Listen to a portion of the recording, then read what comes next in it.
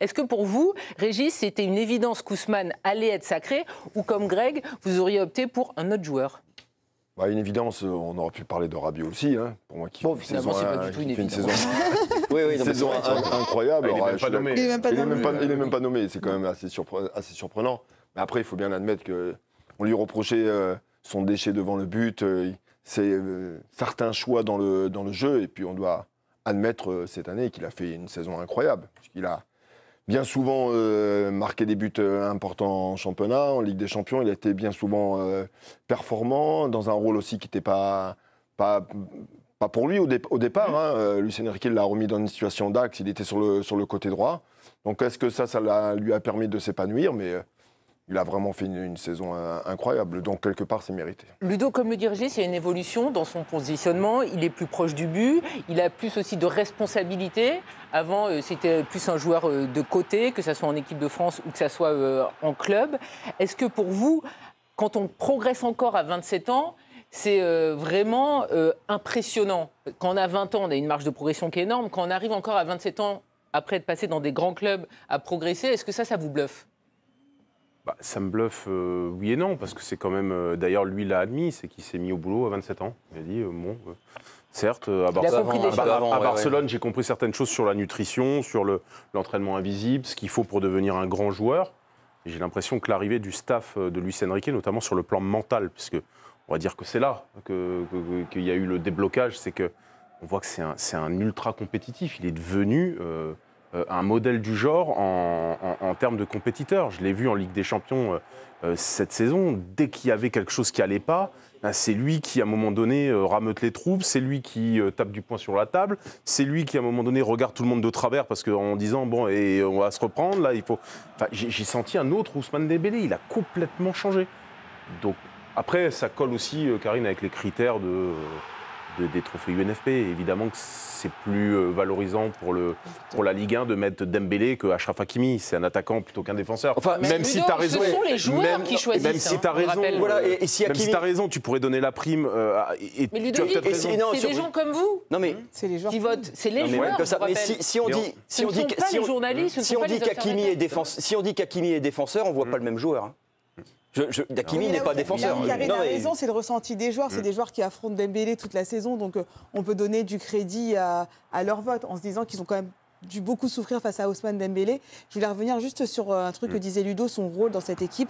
Le PSG est une équipe très très jeune et je pense qu'il a pris aussi ce rôle de patron dans l'équipe qu'il n'avait peut-être pas ailleurs et peut-être qu'il a aimé aussi le fait d'avoir fait plus de responsabilités. C'était pas simple de passer après Kylian Mbappé, de passer après des joueurs comme Neymar, après un PSG qui survalorisait les stars et je trouve qu'il a bien pris ce rôle en restant ce qu'il est. Ousmane Dembélé, c'est pas un joueur bling-bling, c'est pas un joueur clinquant, mais c'est un joueur qui a du talent. C'est un joueur, quand il prend le ballon, il se passe toujours des choses. Moi, j'adore le voir jouer et je suis assez contente qu'il ait réussi à progresser dans la finition parce que c'était ce qui était frustrant avec lui, c'était qu'on voyait qu'il savait faire des trucs assez dingues mais qu'il finissait pas quoi.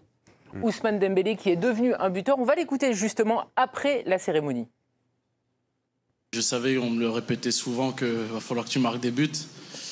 Et cette année, comme je l'ai dit en début de saison, je me rappelle un match où on avait joué contre la Belgique, que j'allais marquer des buts cette année. Et voilà, je suis content, j'espère.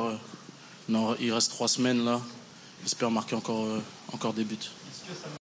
On a rigolé avec son histoire de montre. Vous savez, il devait atteindre un certain nombre de buts pour avoir une très jolie montre offerte. Il a communiqué dessus, mais chez les footballeurs, c'est des choses qui se font souvent. Enfin, je sais qu'il a un peu ramassé parce que c'est pas très pudique. Après, ils le font. Non, il n'a pas été beaucoup critiqué pour ça, non ? Non, tous les gens trouvaient que c'était plutôt sympa. C'était un challenge à relever. Il a relevé. Ils ont les moyens de s'acheter ce genre de montre. J'ai pas l'impression que ça fait polémique, Greg, cette histoire. C'était juste une petite carotte. Il allait la chercher. Il l'a brillamment gagnée. Moi, je pense que sa position l'a fait évoluer dans beaucoup de choses. Ludo, il a évoqué son aspect mental.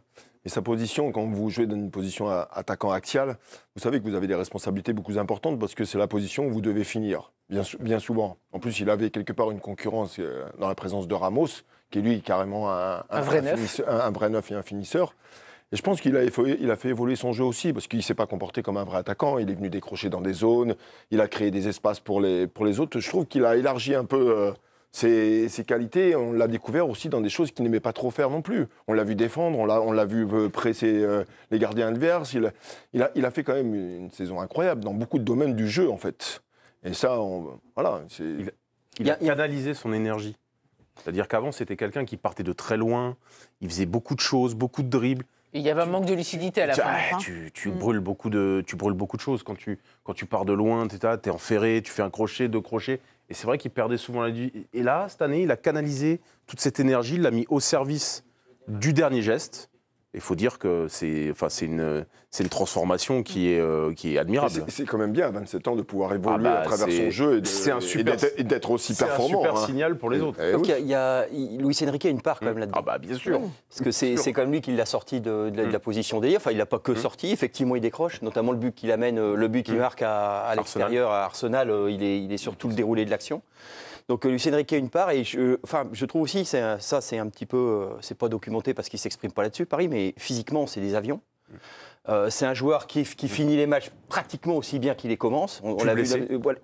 Voilà, mais outre ses, il y a une bonne gestion. Ouais, il y a une bonne gestion. Il y a les matchs qu'il n'a pas joué, il y a les matchs qui sortent. Voilà. Mais il y a tout ça. En tout cas, on l'a fait évoluer, on l'a entouré, on a accompagné sa démarche. Enfin, on sent qu'il y a quelque chose derrière, quoi. Voilà. Vous avez évoqué un homme, Greg, c'est effectivement Luis Enrique, qui a beaucoup peut-être aidé Ousmane Dembélé à se révéler avec cette nouvelle fonction de buteur, de leader au sein de l'équipe. Il est le meilleur entraîneur. C'est la première fois depuis 2018 qu'un entraîneur du PSG est sacré. Léna nous l'a rappelé. Est-ce que pour vous, c'est une évidence ? Quand on voit l'avance du PSG au classement, ce qu'ils ont produit aussi en termes de jeu en Ligue 1, moi, je les ai trouvés vraiment, alors peut-être un début de saison un peu hésitant, mais après, une fois que c'était rodé, ils n'ont fait que progresser jusqu'à maintenant. Donc, pour le coup, je trouve que c'est amplement mérité. Après, je pense que le fait qu'il n'y ait pas eu d'entraîneur du PSG depuis 2018, c'est parce qu'on s'attend à chaque fois à ce que le PSG soit champion. Donc, on a du mal à récompenser le travail des entraîneurs du PSG. Là, on a vu concrètement sur le terrain l'apport de Luis Enrique, sa patte qu'on attendait depuis longtemps.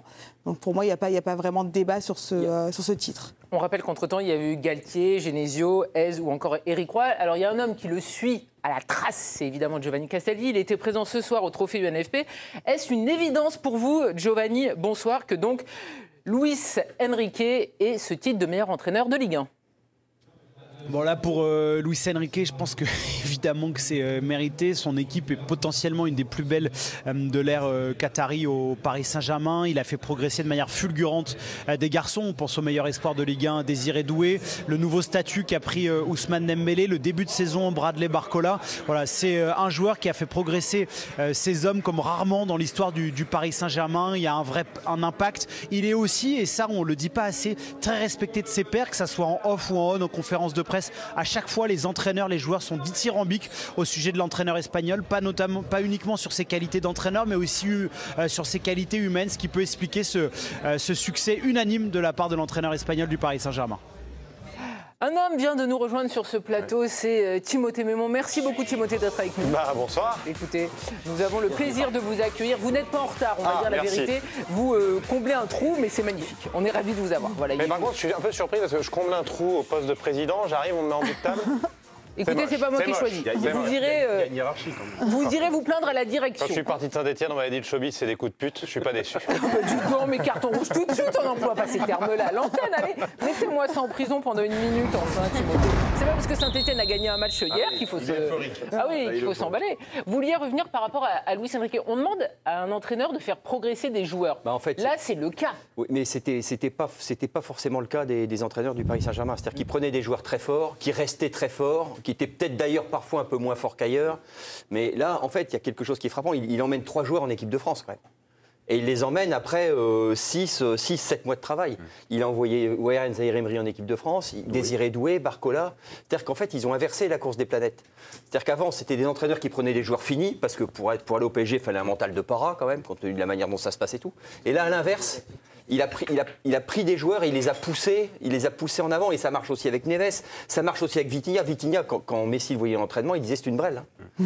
Non, mais écoutez, faites attention à votre vocabulaire. Ah non, mais c'est pas moi qui le dis.